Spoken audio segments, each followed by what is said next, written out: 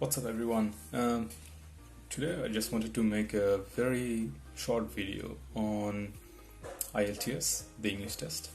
I've been getting a lot of questions from many of my friends, many people that I know.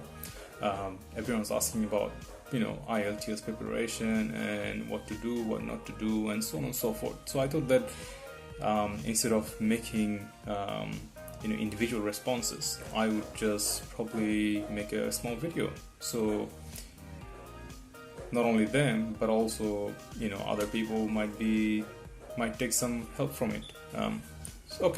So I'm planning to actually make three part of this IELTS preparation slash exam help.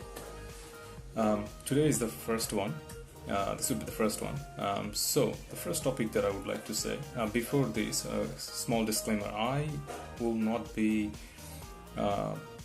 talking about some technical aspects of the exam, right? So we all know what the exam looks like and why we actually sit for those exams. Majority of the people would be sitting for their higher academic goal. Some people would be sitting the exam for their probably they're living in countries like Canada, Australia, and they're probably planning to apply for their permanent residency or citizenship, right? So let's just get that thing out of the way. The way I see this exam is, anyway, so let's just break this down into three, and let's talk about the first point today. The first point to me, if you really want to nail the exam, if you really want to do very well in your exam, the first one is your practice, right? And when I say practice, you probably have heard this word, you have to practice everywhere, right? But the way you should practice, and the way I have practiced, because English is not my first language, right? It is not my mother language, my native language. Right? The way I have prepared myself is, the way I used to practice is, I actually used to sit down and take the practice as if this is my test, right? So that's very important thing. Don't start a practice test, right? And say, for example, for argument's sake, the test is for one and a half hours, and you sit there for half an hour, and then you take a break, and you go somewhere, and then you drink a glass of water, drink a cup of coffee and whatnot, and then you come back and you do another 15 minutes, and then you go back again, and then you do something else, and then you come back again. That is not the way practice. You can practice as many books as you want. You can sit for as many practice tests as you want. You can have the most expensive material with you and the authentic material, whatever it is, right? If you do that, that is not practice, and you can do as long as you want to do, right? Say you've been practicing for past 6 months and 1 year, but you've been practicing in this manner that you don't actually sit down and take the practice as if you're sitting for an exam, right? So you make sure, even if you do have very small amount of resource to practice with, make sure when you do for a practice test, or when you actually practice, make sure you have the focus, you have the time, you dedicate the whole 1 hour, 1.5 hours, 50 minutes, whatever it is, you just go sit down and you practice, and make sure you time it. That is very important. I've heard many stories that, I've been practicing for a long time. Yes, I've been following this instruction that you have to sit down, you have to make sure that you finish a 1.5 hours practice test or 1 hour practice test, but they don't actually time it. So what happens is, you don't know whether you're progressing or not, because one of the main aspect of IELTS test is all GMAT, GRE, for an example, right? Time is also a very big factor. Not only how much right answers you can actually make sure, but also how many of the right answer, right? There is a different ideology on this, is that you don't have to answer 100%. If you can answer 80%, and if you can make sure that 80% is correct, that means you're good. But then who will be able to guarantee that if you answer 80%, you can actually nail 100% of that 80%, right? So again, my preference is definitely not that. My preference is, you time yourself, make sure you finish the test, make sure you actually answer 100%, right? Yes, you can do your 80% and 90% within a reasonable amount of time, and then if you have a little bit of time left in your hand, then you can obviously target the rest of him.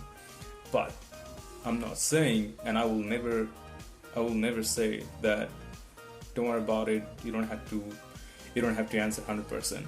Rather, just focus on 70% or 80%, and then you just go and you make sure you do those properly, and then you'll be fine. That's definitely not me.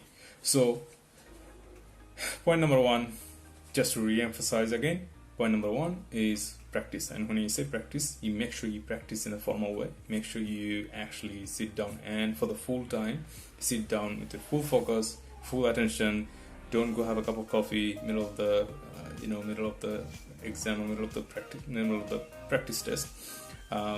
Make sure that you lock yourself and you practice, right?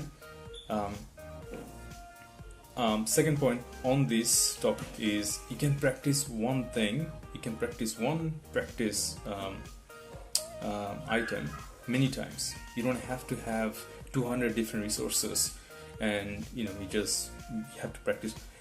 That way what's going to happen is, I've mentioned about timing, right? You will not be able to actually compare yourself. What's going to happen is you will then do one practice test, and then you probably time yourself that yes, you have within 1.5 hours you have completed 75%, right? And then if you just skip that and then go to do another one, and if you just keep on jumping from one test to another test because you have so many resources, then you will not be able to compare yourself. So my preference is, say you have 10 pieces of resources, good. Practice them often, practice them continuously, right? Say test 1 or practice test 1, 2, 3, 4, 5, 6 all the way up to 10, and then you can time yourself that okay, practice test 1 today I've done in 1.5 hours, I've completed 75%. Tomorrow I have completed 85%. Day after tomorrow I've actually completed 100%. That means I'm actually progressing. Same thing, same contents. Now you might also think that by then I'd actually know all the answers, right?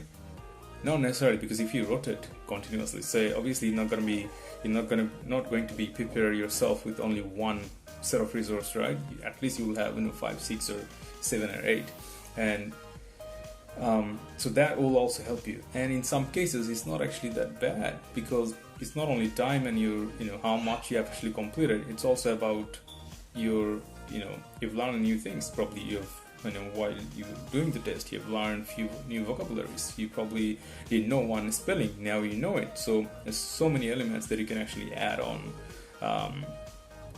within your experience. So that's also very helpful. The more resources you have, not necessarily the better you do in your exam, right? So it's a matter of keep it tight, make sure you have your full focus, full attention, full dedication, and the way you practice, make sure you formalize your practice.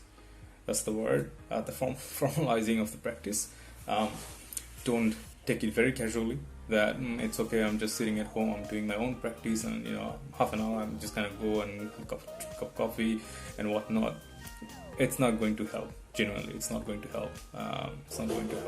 So that's for today, that's for now. I will try to do part 2 and part 3 as soon as possible, and hopefully this would be helpful. Thank you.